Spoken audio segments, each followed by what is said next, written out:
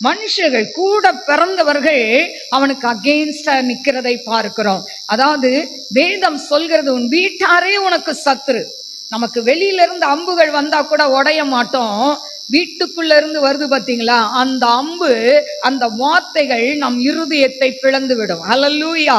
இப்ப கூட பிறந்த அண்ணன்மாருங்க, அவங்க அப்பா சொல்றாரு, எப்பா அண்ணன்மார்கள்லாம் அதாவது மேய்ச்சலுக்கு போனாங்க, எங்க போனாங்கன்னு தெரியல, வீட்டுக்கு வரல, போய் பார்த்துட்டு வா அப்படின்னு சொல்லும் போது அண்ணன்மார தேடி யோசேப்பு போறான். ஆனா போகும்போது அவங்க என்ன பண்றாங்க, அதோ வரான்டா சொப்பனக்காரன். அவனுக்கு என்ன சொல்லி கூப்பிடுறாங்க, கேலி பண்றாங்க, சொப்பனக்காரன். அதோ வரான் பாருடா, அவனை பிடிச்சி இந்த குழியில தூக்கி போட்டுட்டா இவன் சொப்பனம் எப்படி நிறைவேறும் பார்க்கலான்னு சொல்லி எல்லாரும் சிரிச்சு அவனை என்ன பண்றாங்க, ஒரு குழிக்குள்ள, தண்ணி இல்லாத குழிக்குள்ள தூக்கி போட்டாங்க.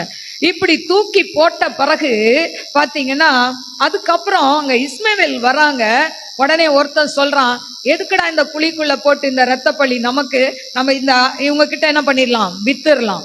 20 வெள்ளிக்காசுக்கு அவனை விற்று போடுகிறார்கள். ஈவிரக்கம் இல்லாமல் தன் கூட பிறந்தவர்கள் அந்த தம்பின்னு கூட பார்க்காம அவனை வித்து போடுகிறதை பார்க்கிறோம். இன்னைக்கு கூட அநேக குடும்பங்கள்ல அண்ணன் தம்பிக்குள்ள, அக்கா தங்கச்சிக்குள்ள எப்படி அடிச்சுக்கிறாங்க சொத்துக்காக. இல்ல, ஒரு சின்ன, அதாவது நம்ம மரித்தா எதையும் கொண்டு போக போறதே கிடையாது, ஆனா இருக்கிற வரைக்கும் தான்.